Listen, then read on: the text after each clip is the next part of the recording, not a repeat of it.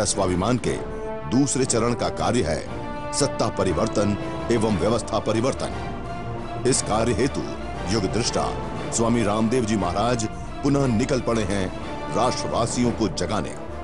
इस क्रम में स्वामी जी पहुंचे हरियाणा के सोनीपत व पानीपत, उत्तर प्रदेश के बबराला, गुजरात के पोरबंदर तथा कर्नाटक के धारवाड़ व हुबली। धारवाड़ व हुबली से होते हुए कल स्वामी जी छत्तीसगढ़ में बस्तर पहुंचे। धारवाड़ विश्वविद्यालय में आयोजित सेमिनार एवं हुबली में हिंगलेश्वर स्वामी जी के यहां आयोजित कार्यक्रमों की मुख्य झलकियां आप आज और कल रात संस्कार चैनल पर रात्रि 9 से 10 बजे देख सकते हैं। योग ऋषि स्वामी रामदेव महाराज व्यक्ति निर्माण से राष्ट्र निर्माण के साथ साथ भारत को विश्व गुरु बनाने के संकल्प के साथ जब छत्तीसगढ़ की धरती पर पहुंचे तो छत्तीसगढ़ में देशभक्ति की लहर चल पड़ी। बस्तर में मुख्य कार्यक्रम में पहुंचने से पूर्व ही स्वामी जी महाराज को रास्ते में ही लगभग 2 लाख लोगों को जगह जगह अपना आशीर्वचन व उद्बोधन देना पड़ा। इस अभियान को इस चरण में पहले से कई गुना जन समर्थन मिल रहा है, चाहे वो जनशक्ति के रूप में हो, चाहे आध्यात्मिक शक्ति के रूप में। आइए आज हम आपको छत्तीसगढ़ की धरती पर स्वामी जी महाराज के दोपहर से रात तक के विभिन्न जनसभाओं एवं कार्यक्रमों की झलकियां दिखाते हैं। इन जनसभाओं एवं कार्यक्रमों में हजारों लाखों लोग स्वामी जी के दर्शन करने एवं आंदोलन से जुड़ने के लिए उमड़ पड़े।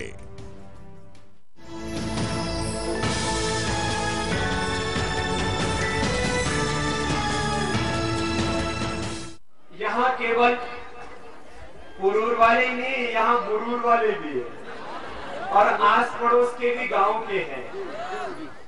और इतनी श्रद्धा, जितने बैठे हुए हैं उससे 2-3 बोले खड़े हुए। मुझे तो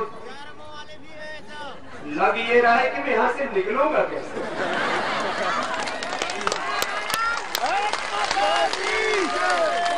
इतनी श्रद्धा, इतनी भक्ति, इतना विश्वास, इसीलिए कहते हैं छत्तीसगढ़िया ओ सच में आप सबसे बढ़िया।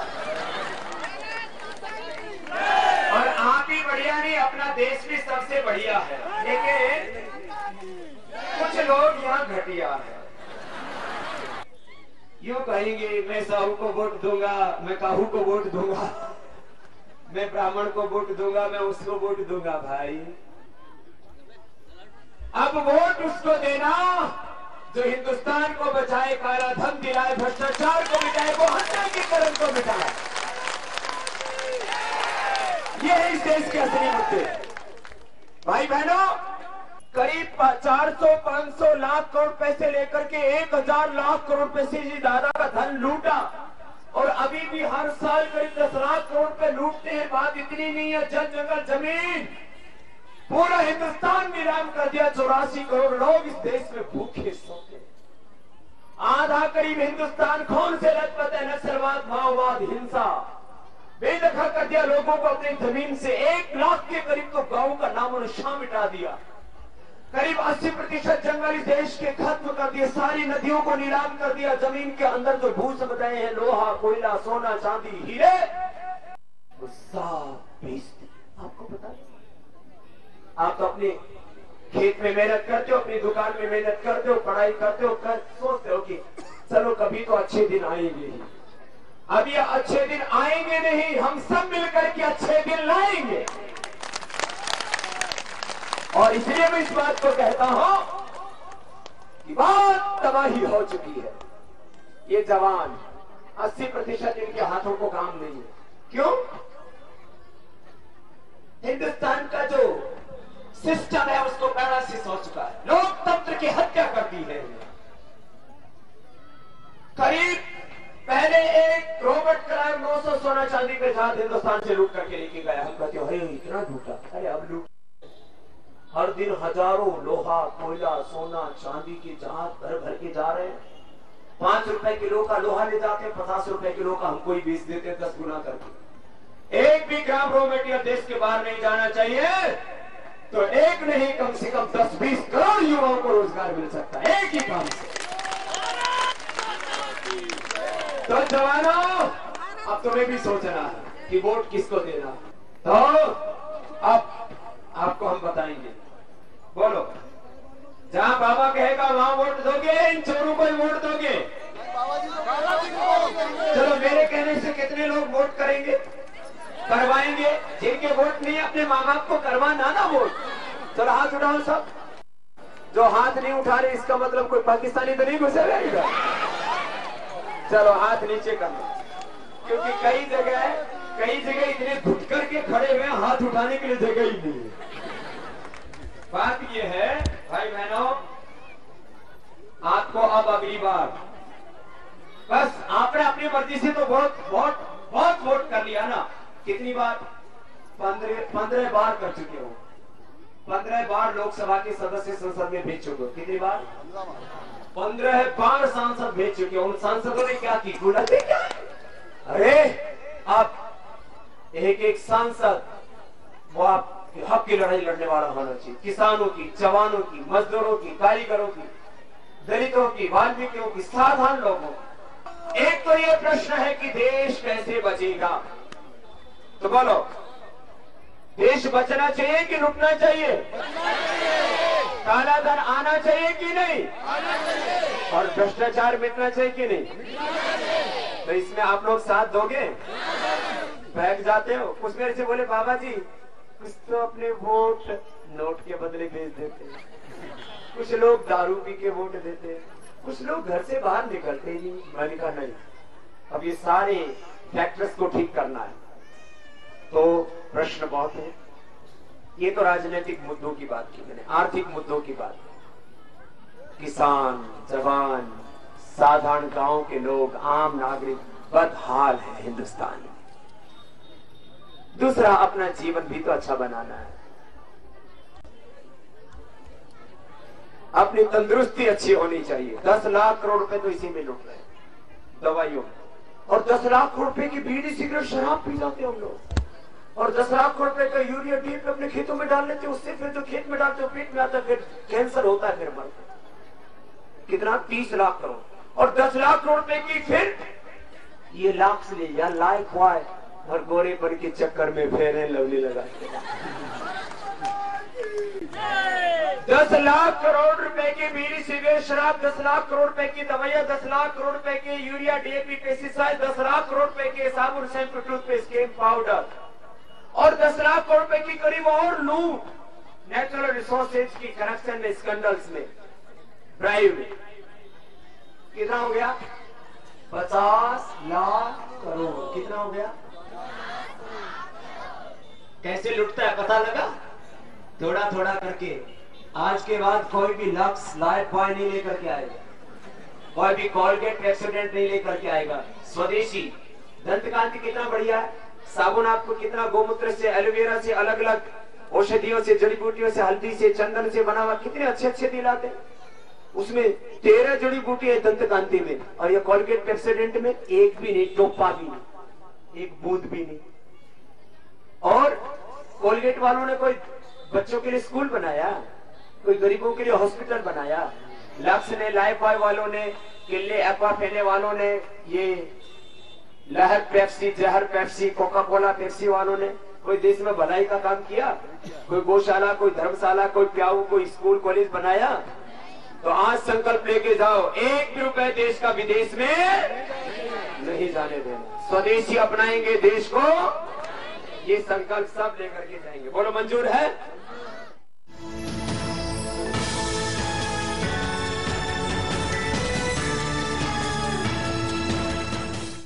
आपकी श्रद्धा, आपकी भक्ति, आपका विश्वास, और यहाँ मात्र 2 दिन मेहनत, 2 दिन पहले ये कार्यक्रम तय हुआ, और इसमें भाई मोहन अग्रवाल जी ने जो मेहनत की है, इस बार मोहन जी के लिए भी बहुत बहुत हमारी शुभकामनाएं।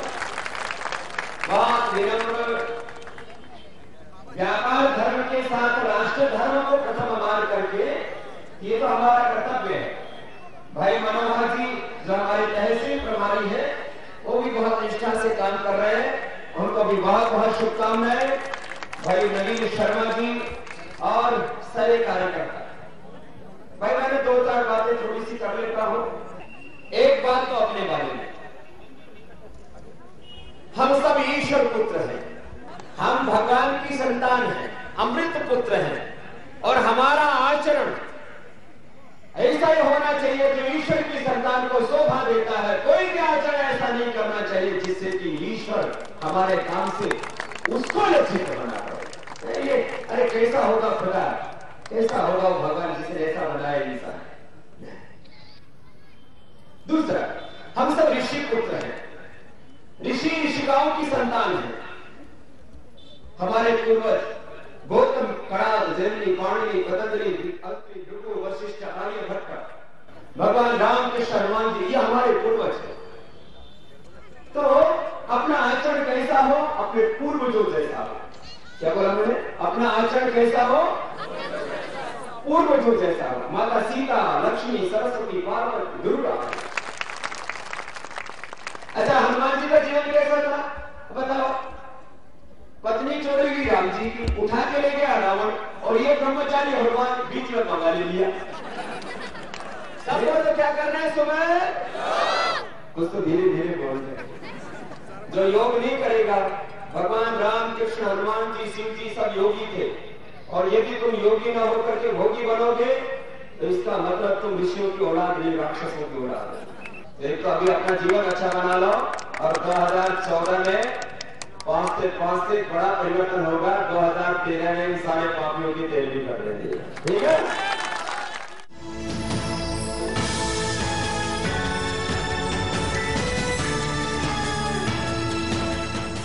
बंजारी भाटापारा गांव के सभी भाई बहनों को हमारा बहुत बहुत आशीर्वाद और बहुत बहुत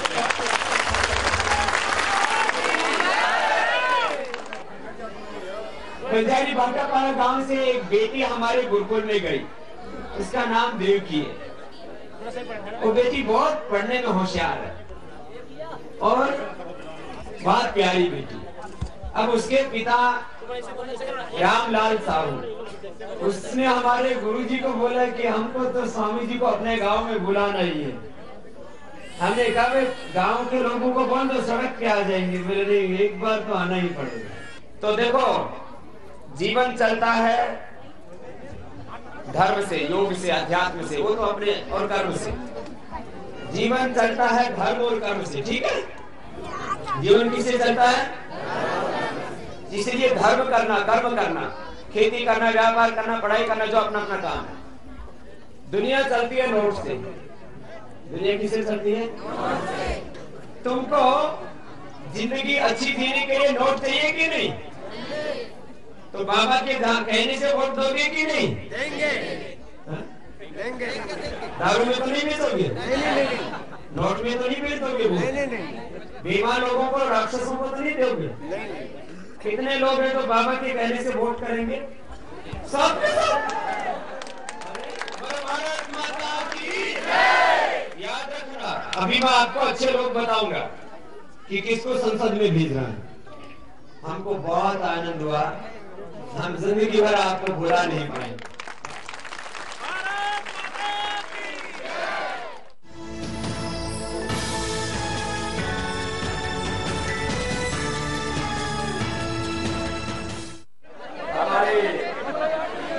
भाई बहनों में बहुत उत्साह है और अलग अलग जय बोल रहे। जरा एक साथ हाथ उठा करके ऊंची बात किया, हनुमान जी वाली, बजरंग वाली की भारत माता की जय, गौ माता की जय, वंदे मातरम, इंकलाब जिंदाबाद, हिंदुस्तान जिंदाबाद। ये पूरा जागा हुआ भारत इस बात का प्रमाण है कि 2013 सारे पापों की 13वीं का वर्ष है। 2014 से नए भारत का उदय का काम प्रारंभ होगा। 96 करोड़ 8,53,113 वर्ष पुरानी हमारी भारत की संस्कृति पूरे विश्व को हमने शिक्षा व्यवस्था दी। एजुकेशन सिस्टम भारत की ऋषियों की देन है पूरे विश्व में। एलोपैथी तो मात्र 200 साल पुरानी, महर्षि तरक, शिष्य, धर्मंत्री और ऋग्वेद की, अथर्ववेद की ये सनातन परंपरा 200 करोड़ वर्षों पुरानी, विश्व को सबसे पहली चिकित्सा विद्या, मेडिकल सिस्टम भारतीय ऋषियों की देन। पूरे विश्व को योग विद्या और अध्यात्म विद्या ही नहीं, ये अपरा विद्या, भूत विद्या, क्षत्र विद्या, नक्षत्र विद्या, ज्योतिष विद्या, mathematics, physics, chemistry, science and technology, जो लोग ये कहते हैं कि आइंस्टीन और न्यूटन की देन है, अरे आइंस्टीन और न्यूटन तो 200-250 साल पहले हुए इस दुनिया के अंदर। हमारे ऋषि मुनियों ने आज से हजारों नहीं लाखों वर्ष पहले धरती और आसमान के सारे रहस्य पूरी दुनिया में ये खाली गर्व करने की बात, ये नहीं है कि मैं भारत में पैदा हूं इसलिए अपने पूर्वजों की बखान कर रहा हूं, ये हकीकत। हमारे पूर्वजों को सब कुछ विदित था। आज पूरी दुनिया में कहा जाता है दिन रात कैसे बनते हैं, ये समय की गणना कैसे होती है, ये सूर्य ग्रहण कैसे होता है, चंद्र ग्रहण कैसे होता है। अरे ये तो आर्यभट्ट का तो अभी ग्रंथ मिलता है, उससे पहले वेदों में तो ये लाखों करोड़ों वर्ष पहले लिख दिया था। हमारे ऋषि मुनि बहुत तब ऊंचे थे, वो तत्व थे, साक्षात भगवान ऋषि, बहुत ऊंचा उनका जीवन था, ज्ञान चरित्र। मैं इसीलिए इस बात को कह रहा हूं, इतना महान भारत और आज आर्थिक, सामाजिक, सांस्कृतिक, राजनीतिक गुलामी के दौर से गुजर रहा है। ब्रिटेन से अंग्रेज आते हैं और हिंदुस्तानियों को गुलाम बना लेते हैं और कई सौ वर्ष तक राज करते हैं यहाँ। और 50,000 से ज्यादा कभी भी अंग्रेज हिंदुस्तान में नहीं रहे।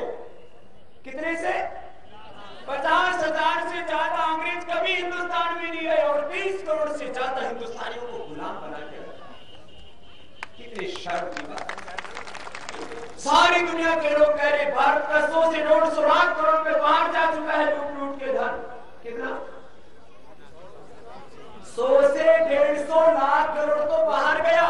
देश के अंदर करीब 9 से 13.5 लाख करोड़, 400 लाख करोड़ का आंकड़ा तो मैंने कम बताया। 1000 से 1500 लाख करोड़ रुपए लूट लिए। हम लोग सोचते हैं हम तो ऐसे गरीब ही रहेंगे। अरे गरीब कैसे रहेंगे? ये लूटा हुआ वापस लेंगे और आगे से 1 रुपए भी हिंदुस्तान का लूटने नहीं देंगे और 1 इंच जमीन को विरोध नहीं। यह है स्वाभिमान, यह है हमारी भीतर की भारतीयता, यह है हमारे देश के प्रति कर्तव्य। हम लोग ये सोचते हैं हम तो ऐसे ही गरीब पैदा हुए थे, गरीब ही रहेंगे। स्वदेशी और भी दूसरी तो देशी कंपनियों को अपना और सबको मिलकर के इस देश को अच्छा बनाना है। हमारे आर्ट ऑफ लिविंग परिवार वाले आए, उनको भी आशीर्वाद दें। जय गुरुदेव।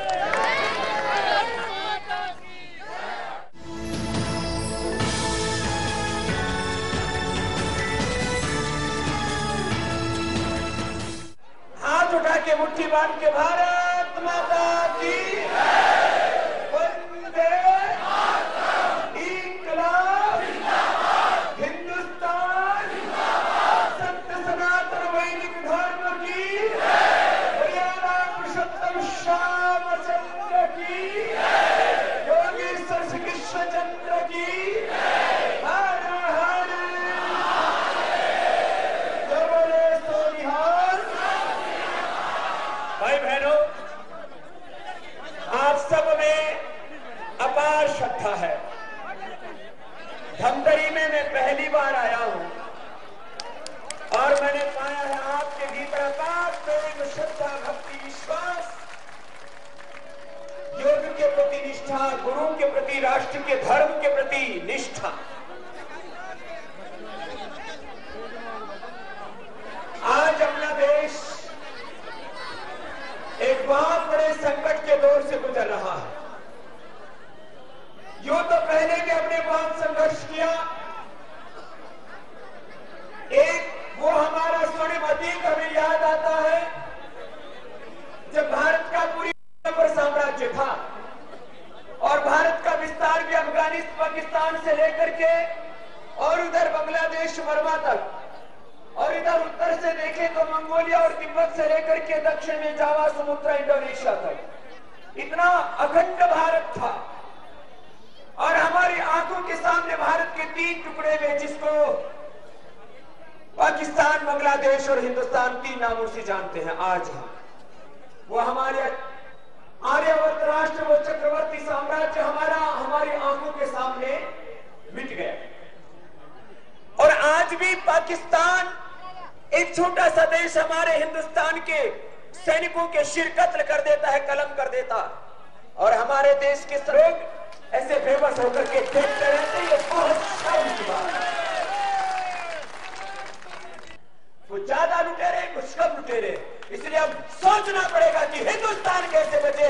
ये हमारे लिए प्राथमिकता होनी चाहिए। किस पार्टी का भविष्य क्या होगा, ये उसके नेताओं को तय करना है कि उनको पाप का साथ देना है कि पुण्य का साथ देना है, उनको राम का साथ देना है कि रावण का साथ देना है, उनको झूठ का साथ देना है कि सच का साथ देना है।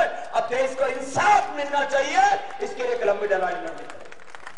मैं इसलिए इस बात को कह रहा हूं कि संकट के दौर से गुजर रहा है पूरा हिंदुस्तान।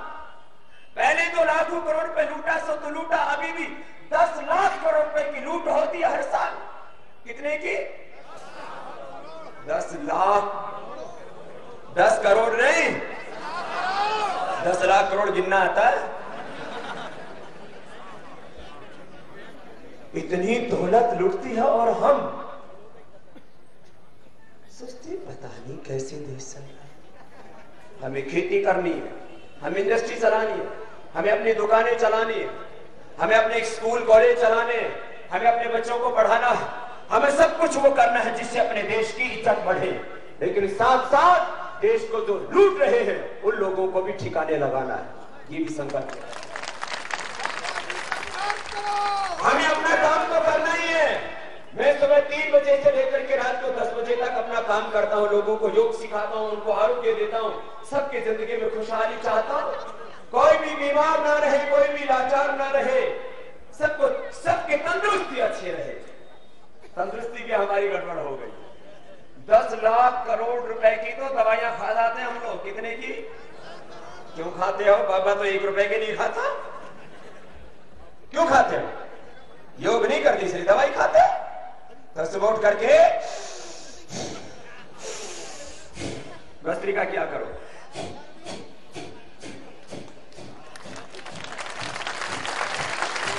कपालभाति क्या करोगे ना? कपालभाति करोगे तो तुम्हारे चेहरे हीरे मोतियों की तरह चमकेंगे। यहाँ देवभोग में बहुत हीरे, उनको भी लूट रहा है। लूट तो जहां हाथ डालो वहीं पर गंदगी है। कैसे बचेगा हिंदुस्तान? मैं कह रहा था आपके चेहरे चमकते हुए आने चाहिए। कैसा लगता उठते फेयर एंड लवली लगाना शुरू कर देते हैं, हम गोरे हो जाएंगे। अरे भीतर का तेल खत्म हो गया पाउडे, बाहर तेल लगाने से क्या फायदा? इसलिए योग करना है। भीतर है शक्ति, भीतर है ओज, भीतर है तेज, भीतर है ज्ञान, भीतर है शक्ति, भीतर है शांति, भीतर है भगवान, भीतर है सारा ब्रह्मांड। यथा ब्रह्मांडे पिंडे, ये संस्कृति है। तो योग करना। अपने आप को गैर कमजोर बुजदिल मत समझना। अरे तुम तो अपने आप को अमृत पुत्र, ऋषि पुत्र, भारत माता की संतान कहते हो। तुम्हारे भीतर तो अपरिमित सामर्थ्य है। क्यों हार मान करके मत बैठना? भाई बहनों, मैं इसलिए इस बात को कह रहा हूं कि आज देश के सामने बहुत चुनौतियां, बहुत खतरे हैं। जहां देखो, जहां हाथ डालो वहीं गंदगी। इसलिए एक तरफ देश को बचाना है, लूटा हुआ देश का धन लाना है, आगे से 1 रुपए ना लूटे, ये भी संकल्प लेकर के जाना। आपसे पूछता हूं, देश का पैसा देश में रहना चाहिए कि बाहर जाना चाहिए? तो एक तो ये काला धन लूट के बाहर लेकर के गए, आज भी लूट रहे, 10 लाख करोड़ रुपए आज भी लूट रहे। ये मेरा नहीं, ये तो तमाम वो इकोनॉमिस्ट जो रोज इसी के ऊपर स्टडी करते हैं, रिसर्च करते हैं, कहते हैं 1 से 1 लाख करोड़ रुपए से ज्यादा की रिश्वत, 3 से 5 लाख रुपए की टैक्स की चोरी और 3 से 5 लाख करोड़ रुपए के घोटाले। आजकल तो घोटाले भी सैकड़ों हजारों करोड़ में नहीं, लाखों करोड़ में होते और हर साल देश लूट रहा है। अपने देश में 20,000 प्रकार के तो मिनरल्स हैं, उनमें 20 की कीमत ही 20 तो क्या 10 की कीमत ही आयरन है, कोल है, बॉक्साइड है, कॉपर है, फिर ये गोल्ड है और डायमंड है,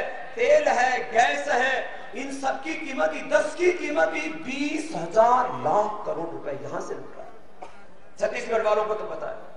अब हरियाणा में, यूपी में नीचे से जमीन खोदो तो पानी निकलता, और यहां खोदो तो यहां खरीदो, कहीं कोयला निकले, कहीं लोहा, कहीं हीरा, ये नीचे भरा पड़ा है, ऊपर से भी लूट लिया, नीचे से भी लूट लिया। देश की कोई बात करे तो इनको आपत्ति होती।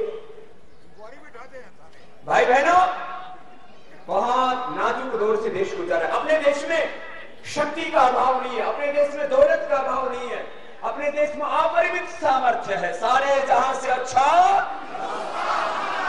ये खाली एक नारा ही नहीं है, ये हकीकत है इस देश। इसलिए हमें देश को भी बचाना है और देह को भी बचाना है। तंत्र और लोकतंत्र दोनों खतरे में, देह, देश, तन, वतन सब कुछ खतरे में। तो अपना जीवन कैसा हो? अपना जीवन ऋषियों जैसा।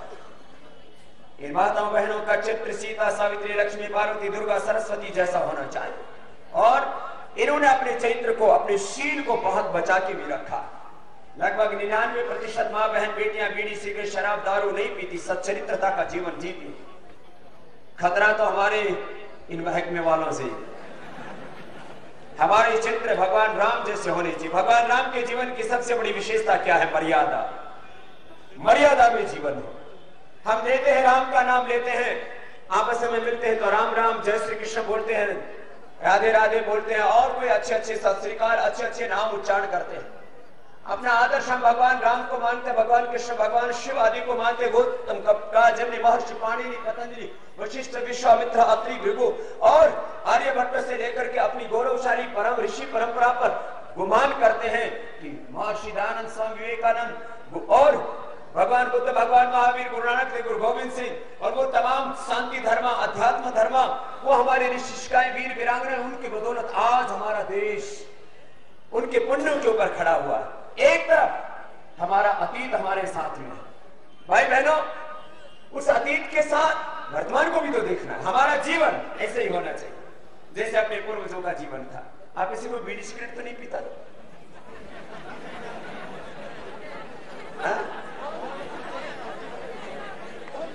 तो आप लोग अपने आप को राम की संतान मानते हो कि रावण की? भगवान कृष्ण की संतान मानते हो कि कंस की? गुरु नानक देव, गुरु गोविंद सिंह के अपने आप को वंशज मानते हो या और दूसरों को?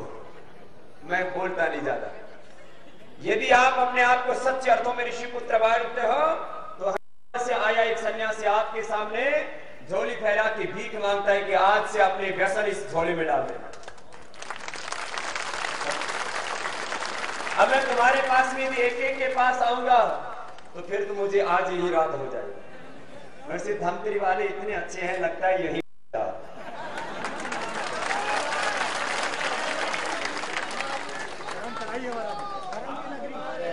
ये धमतरी धर्म की नगरी है, ये धर्म नगरी, ये धर्मतरी। और आप लोगों को घर घर आमंत्रण दे के बुलाया गया, अपने आप ही आ गए। ओहो, ये है धर्म का की महिमा। नहीं तो साहब नेताओं को तो लोगों को टोटा पड़ जाता है सुनाने के। 3 घंटा से तुम बैठे। अच्छा तो सुनो, अब अगली बात। एक बात मैंने देश के लिए पहले बताई, काला धन लाना है, भ्रष्टाचार को मिटाना है, लूटा हुआ हक देश को दिलाना है, उससे किसानों के जीवन में, जवानों के जीवन में खुशहाली आएगी, ये महंगाई, ये बेरोजगारी, ये गरीबी भी मिट जाएगी। आज किसानों को जितनी वो पैदावार करते हैं, जो उनको मिनिमम सपोर्ट प्राइस दिया जाता है, उसके बराबर कंपनसेशन, क्षतिपूर्ति कर दीजिए। 1 ग्राम भी देश का रॉ मटेरियल बाहर नहीं जाना चाहिए तो लाखों नहीं करोड़ों लोगों को रोजगार मिल जाएगा।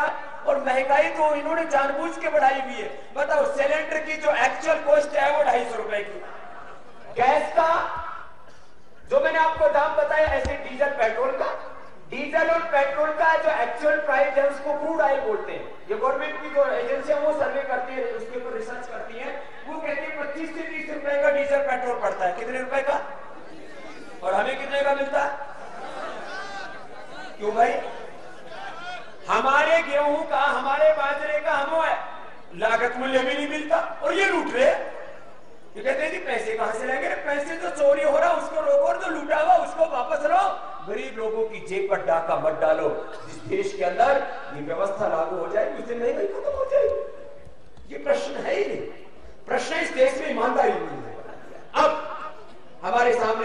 लक्ष्य तो यह है कि देश में लूट नहीं होनी चाहिए शासन के स्तर पर। और दूसरी लूट, आप लोग लक्स, लाइफ बॉय खरीदते हो कि नहीं? कॉलगेट, पेप्सोडेंट, प्लाजा, कुछ ये एक भी सामान, कोका कोला, पेप्सी तो पीना ही नहीं, जिसके लिए मैंने बोला था ठंडा मतलब टॉयलेट क्लीनर, वो तो पीना ही नहीं है किसी को। ये लक्स, लाइफ बॉय, ये किले, ये एक्वाफेना और गौरीपन का राज फेयर एंड लवली, ये नहीं लेना। ये आप जब आप पियर्स लगाते हो, जब आप फेयर एंड लवली लगाते हो, जब आप अपने बदन पर लक्स, लाइफ बॉय, डो का इस्तेमाल करते हो, पेंटीन का इस्तेमाल करते हो, कोलगेट, पेप्सोडेंट लगाते हो, बाल तो देसी लेकिन शैम्पू भी देसी, दांत देसी, कोलगेट, पेप्सोडेंट भी देसी, चमड़ी देसी, साबुन भी देसी, और पैर देसी और जूते भी देसी। जूते भी विदेशी खाओगे? मैं इसलिए इस बात को कह रहा हूं, देश का 1 रुपए भी देश के बाहर नहीं जाना चाहिए। आज सब संकल्प लेकर के जाना, स्वदेशी अपनाएंगे, देश को बचाएंगे, एक स्वस्थ, समृद्ध, मजबूत हिंदुस्तान।